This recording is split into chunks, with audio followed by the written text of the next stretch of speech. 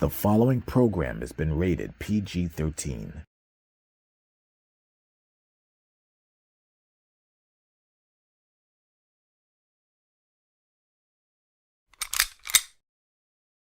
Shalom Israel, giving honor and praise to the Most High God on this Friday night Sabbath. I really want to take a moment to thank you guys for all the love and the continued support that you show me, that you show for these lessons.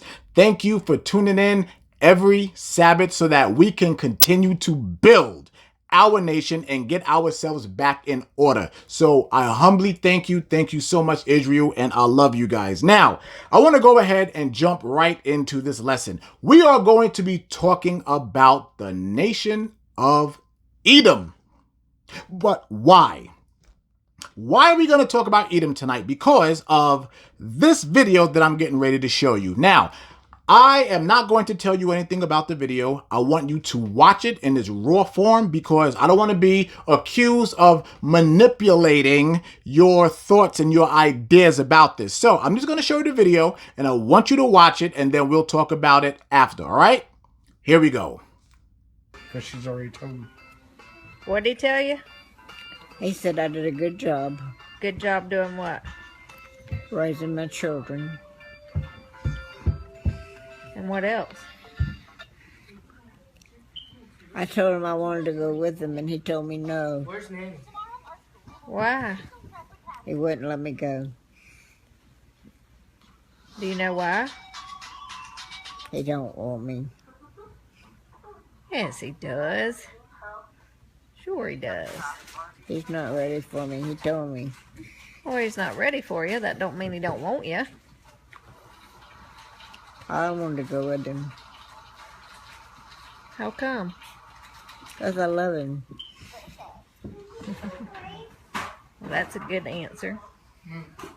He's a very good man. Yeah. What else did he say to you? He said I tried hard. What's he look like? He's beautiful, Beautiful? Like what? like an angel. Like an angel? He's so beautiful. He's so nice. I want to go with him. I know you do, Mama, poor thing. No, I'm really ready. If he let me go, I go now. Y'all be gone because I go. I love that man. He takes me everywhere. He told me I was a determined woman and that I did good on earth. And I told him, I said, well, now I can go with you, right? He don't like me to go with him. Mama, that means you got something you got to do. Something here you got to do. You want to please him, right? I'm going to. See there? Whether he's there or whether he's not, I'm going to please him. He was pleasing me. He's what? He was pleasing me. Yeah. Well, he said a lot of good things to you, right? Nothing bad? No, he don't talk bad. He don't talk bad. He's beautiful through and through. Anybody that don't know him need to know him. Need to be like him. He's nice. That's how I want to be. That's how I want to be. That's why I want to go with him, but he don't let me. He'll be back, Mama. He's coming back soon for us all. You know that? It's hard. It's hard to let him go. He's gone. He's so beautiful. He's so kind. He never says nothing bad. All good. He's just so pretty. I love him. Okay. So now you might ask yourself, why in the world did that video trigger me bringing up the nation of Edom and wanting to discuss their complete demise? because I am so sick and tired of this all-inclusive utopia, Christ is coming back to get everybody false doctrine. So we are going to put that to bed tonight. We're going to put it in the dirt. We're going to bury it and we're going to burn it. We're not playing around with that doctrine because that doctrine is so dangerous. Now, I don't want to talk about the video in its entirety just yet. I want to go ahead. I want to discuss the book of Obadiah, and we're going to go through the book of Obadiah and we're going to go through it thoroughly. What is the book of Obadiah? The book of Obadiah is the book of finality for the Edomites. All right. It is the future prophecy of what is going to happen to them. And I bring that up here to say this. They have always been so prideful and so proud of our history to where they went and got us in captivity and brought us back and scattered us all over the world and had us in slavery. And they continue even to this very day to make this a part of their academic curriculum. So, being that you love to glorify our history in your academic curriculum, we are going to glorify your future in scriptural curriculum. All right? So that's what we're going to do today. Now, I want you to go ahead and open your Bibles to the 1611 King James Version Bible. All right?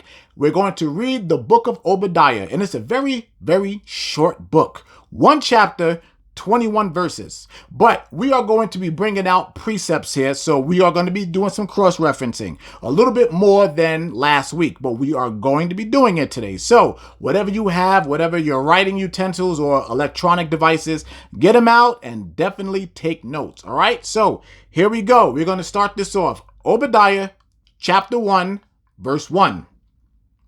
And it reads, "The vision of Obadiah.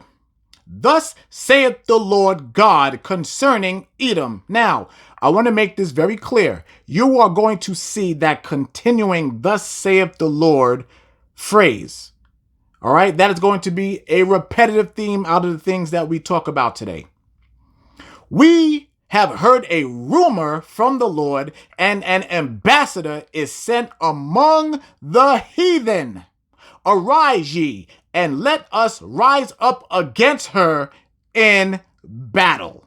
So now, just with the very first verse here in the book of Obadiah, there's a lot of meat on that bone. So who is the subject matter? The subject matter is the nation of Edom. So what we are going to have to do, we're going to have to make sure that everyone understands with precepts exactly who Edom is, okay? But before we go there, I want to jump down to where it talks about this battle. So there is a battle, which means that we are not in unison. This is not the building blocks for an all-inclusive utopia because we are in battle. Guess what? There's going to be a rise up against her in battle. So that right there says that they're not clicking right now. They are not in unison. So now we're going to go to the very first precept, okay? I want to go to Amos chapter 1, and we're going to go down to verse 9, and we're going to read down to verse 12. Amos chapter 1 and verse 9. Now remember, who is the subject matter? The subject matter is Edom. And here it is. Let's start. Verse 9. "Thus saith the Lord." There it is. "For 3 transgressions of Tyrus, and for 4, I will not turn away the punishment thereof." So right here, who is this talking about? It's talking about Tyrus. Let's see what Tyrus did. "Because they delivered up the whole captivity of Edom, and remembered not the brotherly covenant." So now the Most High is talking to the nation of Tyrus. So you have to ask yourself, who is the nation of Tyrus? This is those dusty Hamite Africans that served up Israel to the white man. That's who they are. And it wasn't just them. It was also the Ishmaelites as well, the Arabs, All these other nations has had their hand in our captivity. And you have to understand that. But the Most High right here is saying, because of what you did, Tyrus, because of all of you that put your hands on my kids and gave them to the nation of Edom, you have a punishment coming to you. Let's see what that is. Verse 10. But I will send a fire on the wall of Tyrus, which shall devour the palaces thereof. There's that fire again.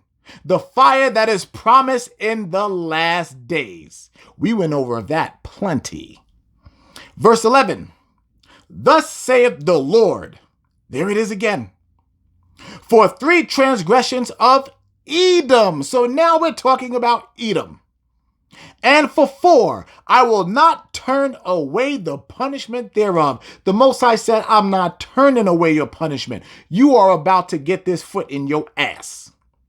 Because he did pursue his brother with the sword. So now we have to break this down. We're talking about Edom. Edom is the nation of their forefather Esau, the very first red/white man on the planet. And I say red/white because they call themselves white as a symbol of purity, which they're not. We know that's not true. But the Most High God calls them red from Genesis chapter 25, verse 21 through 25. He says they're red. Why? Because they are without melanin. Their blood shows through their skin. So they're red. So that's the brother that you're talking about. So Esau is the older brother and Jacob is the younger brother. Jacob is the branch of Abraham, Isaac, and Jacob, the Israelites. Because he did pursue his brother with the sword. The sword meaning he was coming out to capture us and kill us as they did. And did cast off all pity. They had no pity for us whatsoever. No pity. Feeding our children to alligators, raping our women, buck breaking our men. They had no pity for us. And his anger did tear perpetually. Perpetually means forever. It means continuous. And he kept his wrath forever. The Most High said that they were going to have a wrath on us forever. And I want to let y'all know right now, it's hot up in here. And the reason I have an air conditioner that is right here near the studio and it makes a lot of noise and I don't like the background noise. So just to let y'all know, I'm sweating it out for y'all tonight. Just to let you know. Now, verse 12. But I will send a fire upon Teman. So now you have to ask, what is Teman? Teman is referred to as Eliphaz. Eliphaz is the first son of Esau. The first son. So what is the Most High talking about here? The Most High is giving you their lineage. It's all about that seed, the lineage. So this isn't a guessing game. The Most High is telling you exactly who their people are, taking it back all the way to the firstborn now. The lineage, showing you the seed. Which shall devour Basra. What's Basra? Basra is the capital of Edom. So as you see right there, there's a punishment coming for Edom. Now, I want you to go to 2 Chronicles, Old Testament. 2 Chronicles chapter 28 and go down to verse 17. We are not leaving any stones unturned. Watch this. And this is very short and sweet. For again, the Edomites had come and smitten Judah and carried away captives. Who did that? The Edomites. What is this referencing right now? This is referencing 1619 Jamestown, Virginia, when Judah was put on the slave ships and brought to America and others scattered abroad. That's what that is referencing right there.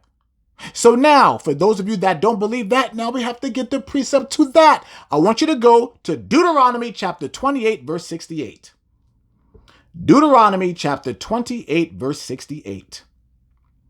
And I'm giving you all this stuff here so that you can make sure that this is a part of your arsenal. That's why I always tell you, make sure you are writing these things down. All right, here it is, verse 68. And the Lord shall bring thee into Egypt again. Egypt means slavery. Again, with ships, the slave ships, by the way whereof I spake unto thee, by the way that I'm telling you is going to happen, thou shalt see it no more again. Not see what? Not see Jerusalem, our homeland, while we are in captivity. And there ye shall be sold unto your enemies for bondmen and bondwomen, and no man shall buy you. Meaning, the word buy is a Quaker word, meaning that they're not going to save you. Nobody's going to release you from your captivity, except for when Christ and the angels come back in the chariots and put us back where we belong. That is when we will go back to Jerusalem. But do you see all the precepts that lead up there? And that's just the very first verse in the book of Obadiah. That's it. Verse 1. Now let's go back to Obadiah. So now that we went ahead and got that established, you know exactly who Edom is. It's the white man. It's Caucasians.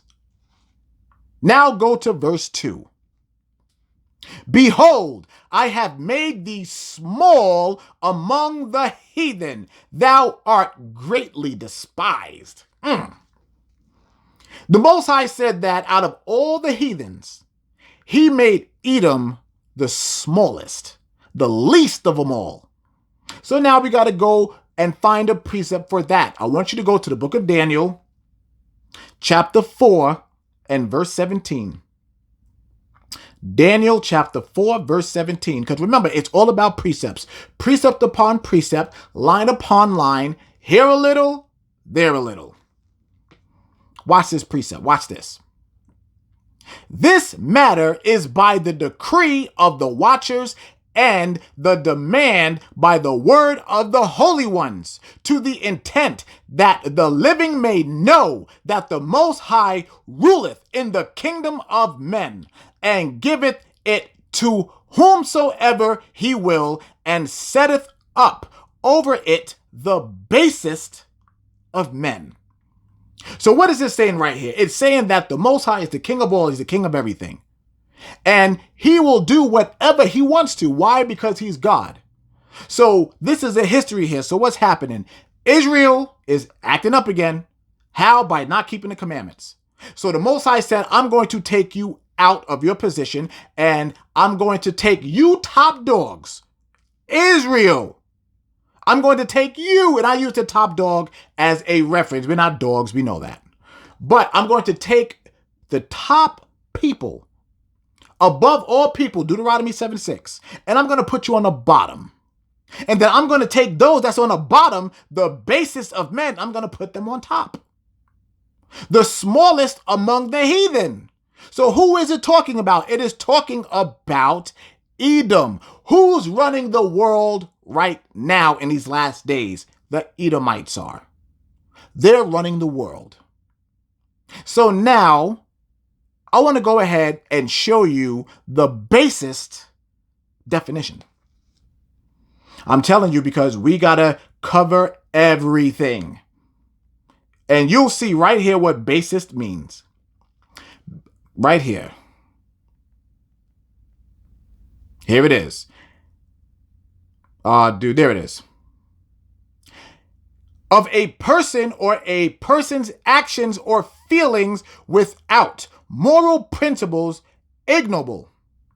Now the archaic version. Denoting or benefiting a person of low social class. Exactly what the Most High already said. The lowest of the low, the scum of the earth, the bottom, the basest. And the Most High said, I'm going to take them and put them on top where you, Israel, are supposed to be, but because you want to continue to break my commandments, I'm going to put you where they are. That's what the Most High said. Let's go back. Back to the book of Obadiah. Now we're going to go to verse 3. The pride of thine heart. Now, we talked about that before. Remember, they are the children of the pride. The pride of thine heart hath deceived thee. Their hearts deceived them. Thou that dwellest in the clefts of the rock. Let's talk about that there for a second. Why are they called Caucasians? Because they are originally from, well, not originally, but they have taken habitation in the mountains of Georgia, Russia. The Caucasus Mountains of Georgia, Russia, and that is why they are called Caucasians, because they are from the Caucasus Mountains of Georgia, Russia. Edomites, these people. And that was their dwelling land. And this is according to their history as well. They know who they are.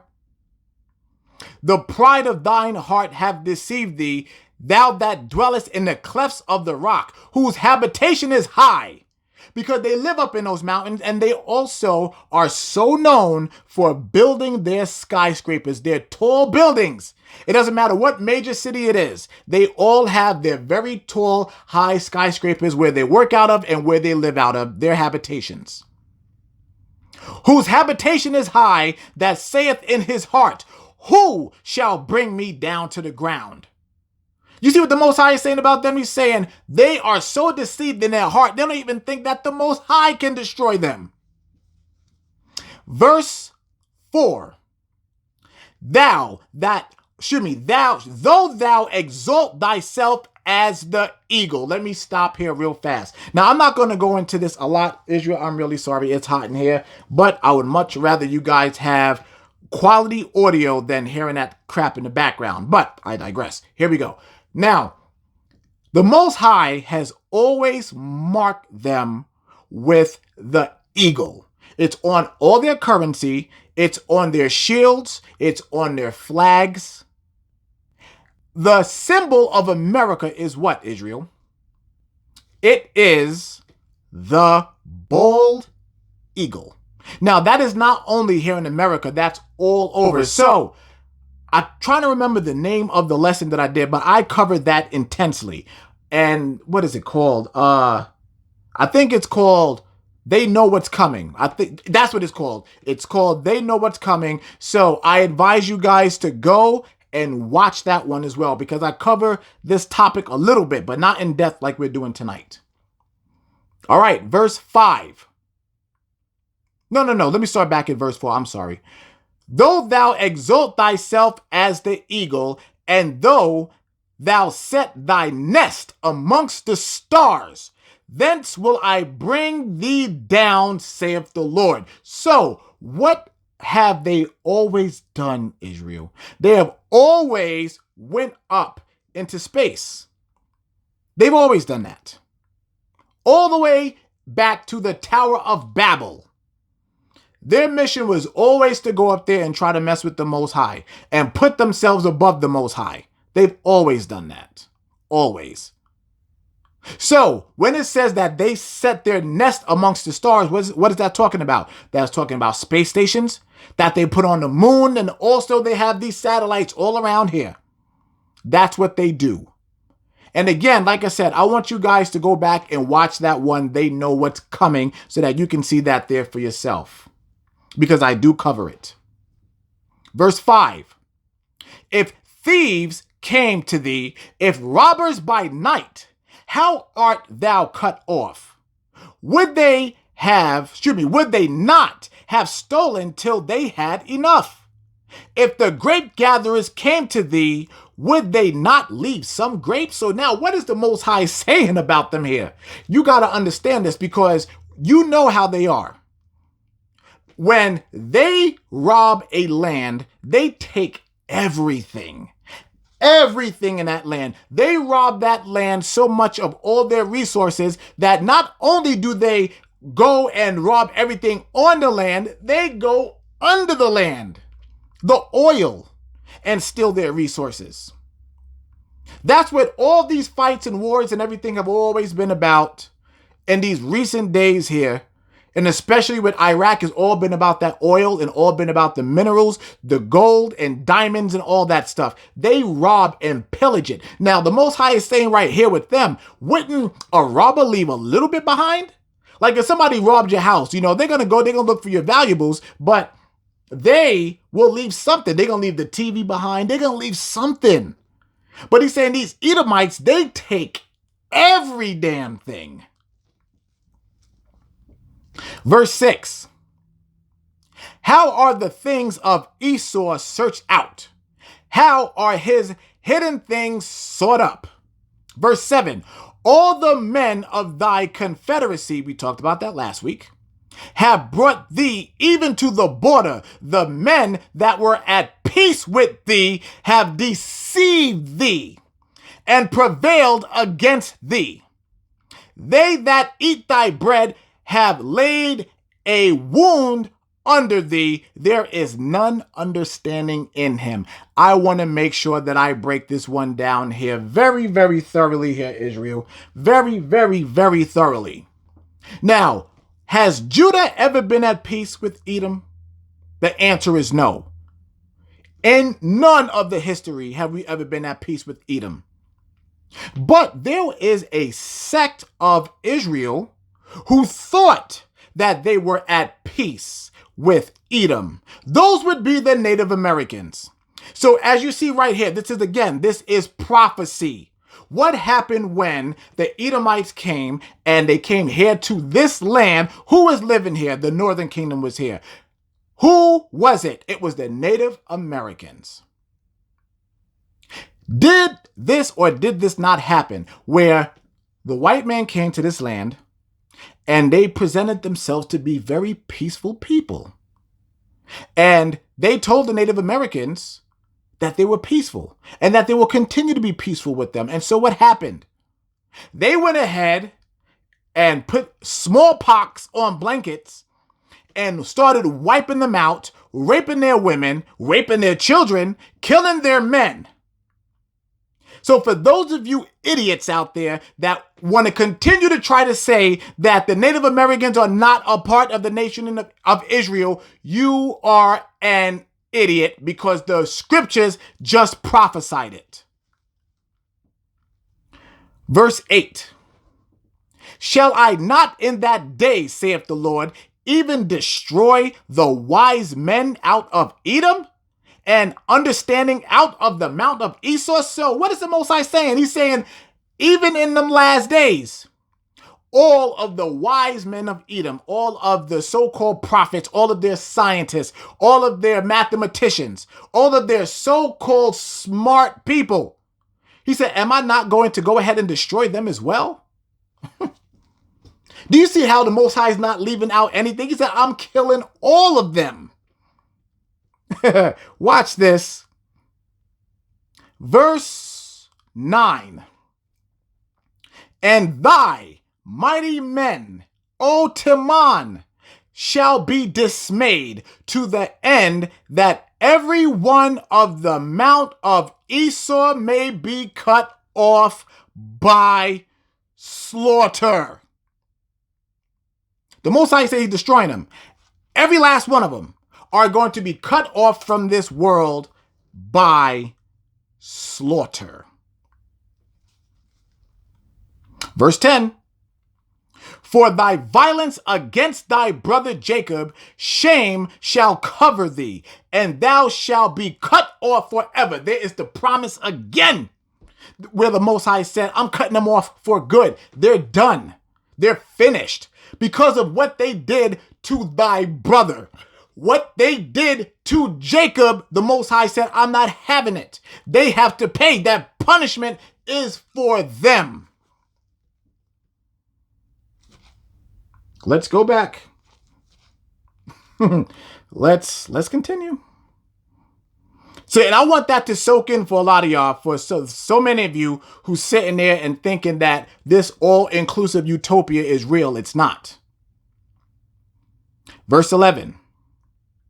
In the day that thou stoodest on the other side, in the day that the strangers carried away captive his forces, and foreigners entered into his gates and cast lots upon Jerusalem, even thou was as one of them. So what is the Most High saying here? He's saying because you actually sat there and you watched. You watched as this is happening. You watched as these other nations went and got them and brought them to you. To cast lots means to sell, to auction them off.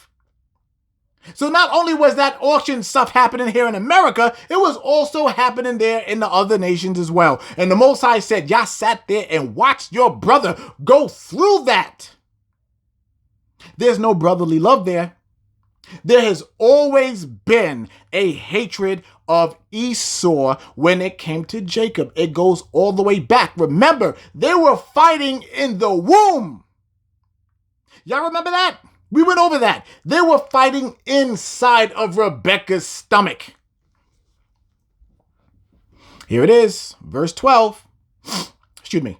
But thou shouldest not have looked on the day of thy brother in the day that he became a stranger. Neither shouldest thou have rejoiced over the children of Judah in the day of their destruction. Neither shouldest thou have spoken proudly in the day of distress. So the Most High is saying that they were sitting there running their mouth, being proud. Yes, here it is. Yes, go out there and go capture them for us and bring them to us.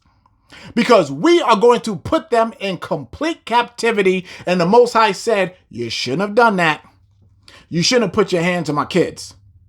And Israel, I want y'all to understand that. Understand how much the Most High loves you to the point where he is saying that he is going to bang on the nation of Edom for what they have done to us.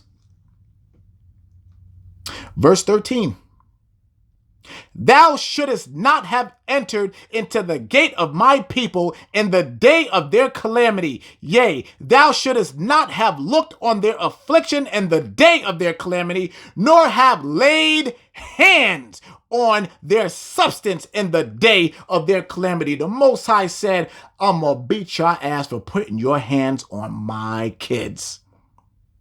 Y'all got to understand the power here in the book of Obadiah. Y'all got to understand the love that is being broadcasted out of the Most High to Israel, to his people. Y'all got to understand that.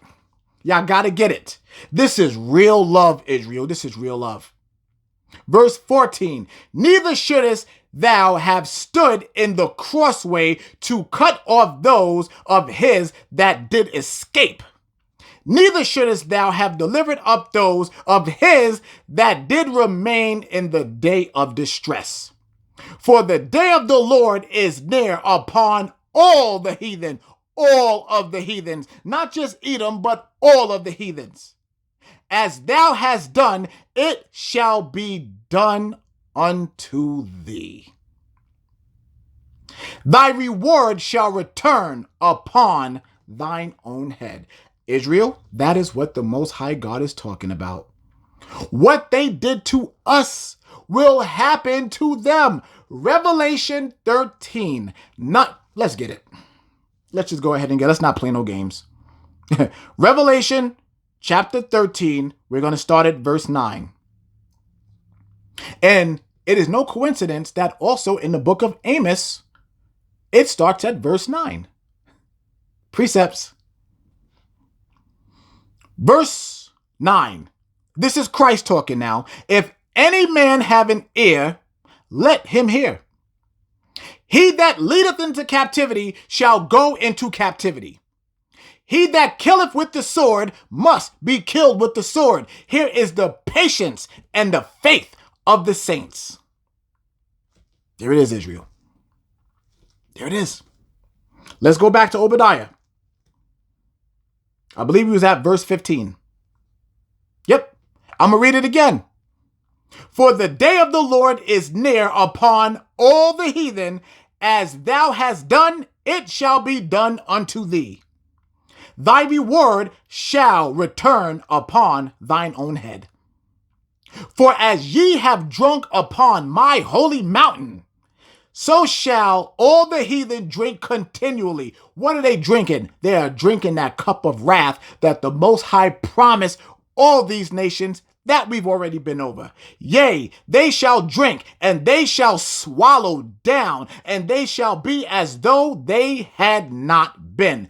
Oh my God. Did you hear what the Most High just said? They shall be as they had not been. What is that talking about? That is talking about annihilation. That is talking about destruction. That is talking about putting his foot in the ass of all these nations for putting their hands on his children, which is the children of Israel. Verse 17, but upon Mount Zion shall be deliverance. Mount Zion is in Jerusalem. We are going to be the ones being delivered. And there shall be holiness, and the house of Jacob shall possess their possessions. The house of Jacob, Israel, shall possess their possessions. Everything that they took from us, everything that they built, we will take. And the house of Jacob shall be a fire. Israel, there it is again. The house of Israel shall be a fire, and the house of Joseph a flame, and the house of Esau for stubble. Let's get the definition of stubble. Let's get it. The house of Esau a stubble. The cut stalks of grain plants left sticking out of the ground after the grain is harvested. So what is that? Do you know when you burn something down to the ground? What's left, Israel? It's stubble.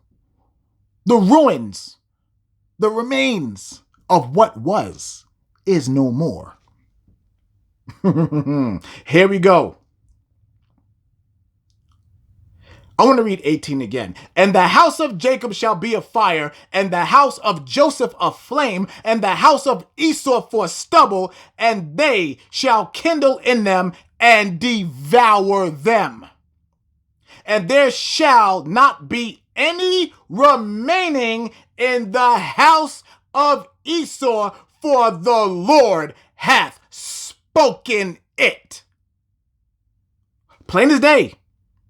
There shall not be any that remain in the house of Esau. Why? Because the Most High is destroying every last one of them.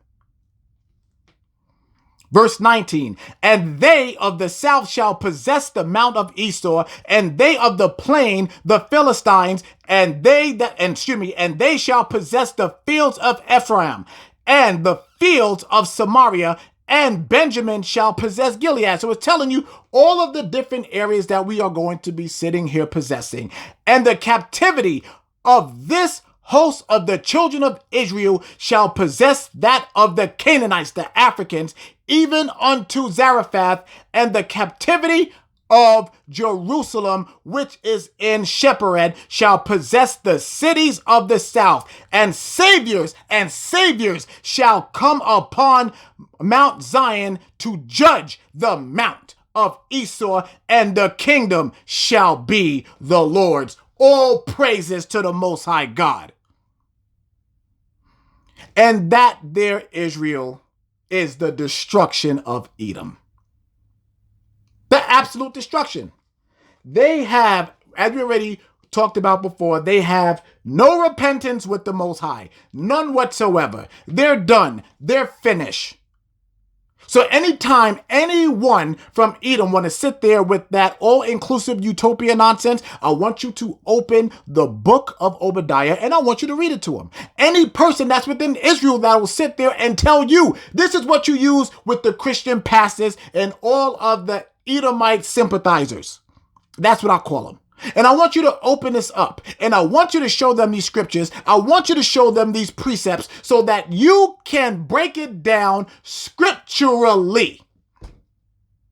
Because there's no time for games, no time to play, none whatsoever. We're done with that. So after this lesson right here, there should be no question as to whether or not Esau, Edom, Basra, Taman, it should be no question as to whether or not they're getting into the kingdom. The answer is no, they're not. So now I want to talk about the video. Now I want to talk about that damn video. There was a lot of prominent things said in that video. So first, let's go ahead. Let's start off. Those are Edomites. Do you realize what that woman said? That old woman. I just laughed thinking about it. What did that woman say? She said she saw Jesus, right? She saw Jesus. Did you realize what she did not say when, I don't know if that was her daughter, family member, whoever it was. The daughter asked, I'm just gonna say the daughter. The daughter asked, what did he look like? Do you realize the explanation that was left out was his color? They're smart. Crafty counsel, Israel, crafty counsel. But she left that out. I want you guys to observe something here real quick. Think about this. Don't you think if you were actually seeing Jesus, if you were seeing Jesus, if you were seeing him in his glory, if you were seeing him in the kingdom of heaven, don't you think you would be in complete, absolute bliss? That you would just be beside yourself and so happy to talk about what you've just seen. Now, did you see the demeanor of that damn Edomite? That was the saddest person that has ever seen Jesus. The most saddest person. You would think this woman would be doing backflips at her old age. No. Her face was all frowned. That woman was straight up in the worst part of depression. But now you have to ask yourself, why? And she gave the answer why. What were her own words? He don't want me. Now, I don't know whether or not if this video was real. I don't know. I wasn't in her old ass brain to see. I don't know. But we're going to treat it as if it was real. Because I tell you this, I'll say this, it lines up with a lot of scripture. I'll tell you that part. And especially with the rejection that she received from Christ. I will say that. I will say that. That woman said out her own mouth that Christ didn't want her. So did you see how the daughter tried to go back and explain, well, just because he said you're not ready, I want to take you. No, that's the part right there that I had the problem with. Right there. That crafty counsel, that all-inclusive utopia. We're not doing that. We're not doing it. No. Y'all cannot get into the kingdom, and that is bottom line. The kingdom is reserved for the 1/3 obedient Israelites. That is what it says. That is what it will be. Because they'll take these little things right here and they'll put it on social media. And I want you guys to do something. I'm going to leave the link in the description down here. I want you to go and look in the comment section, and I want you to see for yourself who are the ones sitting there being like, oh, Granny, oh, God loves everybody. God loves everyone. Oh, God, look at this old woman here that's about to get into the kingdom. Go look and see who it is. I'm not even going to tell you. Go look and see who it is, and we will revisit it next week. Just go look and see. Just go see. Just go see. It's ridiculous. That's what I'm going to tell you. It is downright ridiculous. So, I really hope that this subject doesn't have to come up again. I really hope for you, those of you who are already in this truth, y'all already know this, but a lot of you probably haven't read the book of Obadiah and had it broken down like that. So this was beneficial for you, but for those of you who are just now coming into this truth, I want y'all to know that and understand that this is not an all-inclusive utopia. The kingdom of heaven will be right here on earth. The Israelites, the 1/3 obedient Israelites will be in power, and all the other nations will be our slaves. For servants and handmaids. They do not get the kingdom with us. And that is not racism. That is what the scriptures say. That's on you. That is on you. Now, I want to pull out a couple more scriptures. I want to pull a couple more out. I want you to go to Isaiah chapter 14, and I want to start at verse 21. Isaiah chapter 14. As a matter of fact, no. I want to start at verse 1 and 2. Because I want to back this up with some more precepts. Just in case if there's any of you out there floating around with any doubts. Chapter 14, verse 1. For the Lord will have mercy on Jacob and will yet choose Israel. Do you see how that doesn't say all the nations? It says Israel. And set them in their own land. Like we already discussed, we're going back to Jerusalem. And the strangers shall be joined with them, and they shall cleave to the house of Jacob. So now you have to ask yourself, why? Why? Why will these other nations cleave to the house of Jacob? Watch this.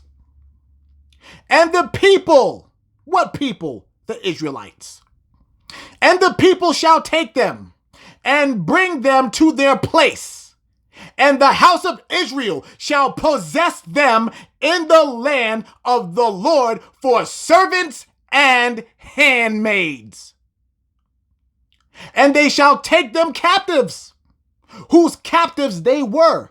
Oh my God, wait a second here. So what is it saying? The same thing that Revelation 13, 9 and 10 said, where we will be taking over the world, and the other nations, the ones who had us in captivity, will be going into captivity.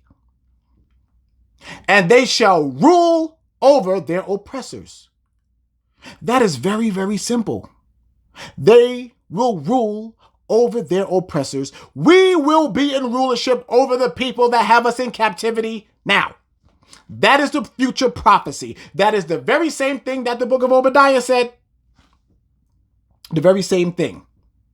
So now I want to follow it up. I want you to jump down to verse 21. Same book, Isaiah 14, but now go down to verse 21. And this is going to seal the cap on the book of Obadiah and what it says, or we're going to do it with a precept. Prepare slaughter for his children, for the iniquity of their fathers, that they do not rise, nor possess the land, nor fill the face of the world with cities. So Israel, do you know how you have those Edomites who would have said, I had nothing to do with slavery. I had not a thing to do with it. That was them back then. I didn't have anything to do with it. I didn't put any of you in slavery. Really? Because every last one of them benefit off what their forefathers done to us. It's called old money. And they all, every last one of them. And the Most High said they have to pay for what their forefathers did. So that right there is another indication that they will not be going into the kingdom. That theory, that false doctrine is out. Point blank. And they can get mad all they want to. Those of you out there who are sympathizers, you can go ahead and get mad at it too. I don't care. This is thus saith the Lord. Thus saith the Lord. Thus saith the Lord. This is what the Most High said. This is what the mighty God said. The God of Israel. He said it, not me. He said it, not you. He said it. And that's just what's going to happen, whether you like it or not. Just point blank. So again, I tell y'all all the time, you better be very happy about who the Most High made you. You better be happy about that thing. You better be happy. And I'm telling y'all, like I said, before your feet touch the floor, you better be giving the Most Highest praise, man. Because you can be in their situation. You could be sitting there lying about what is coming to this earth, this all-inclusive damn utopia, which is a bunch of crap. No, it ain't. No, it is not. Thus saith the Lord. So, Israel, I'm so glad that you guys were able to spend this time here with me. I know this one is a little shorter than usual, but the book of Obadiah was very short. It doesn't take a lot of time to talk about that. But I want to make sure that I continue to bring these things here to your attention because this is to build your faith. This is to build who you are. This is to build our nation. And that's what I'm out to do. That is my purpose. That is your purpose. So that you can take these lessons here and reach out to our people and tell them the good news. The good news. And that good news is that you don't have to be in slavery for eternity, that you will be a ruler on this planet, and that you will be ruling over all the nations, and we will be under the guidance and protection of the Most High God forever in our utopia, within the kingdom. New Jerusalem that comes down. It belongs to us. That is the good news. All right? So once again, Israel, I thank y'all so much for spending this time here with me. I'll look forward to next week. And if you guys have any questions or anything in regards to this, you know how to reach me. I'm on Instagram. You can leave a comment in the comment section, or you can email me at MikeMalissChannel@gmail.com. All right? And so with that being said, Israel, I love y'all. I'm out.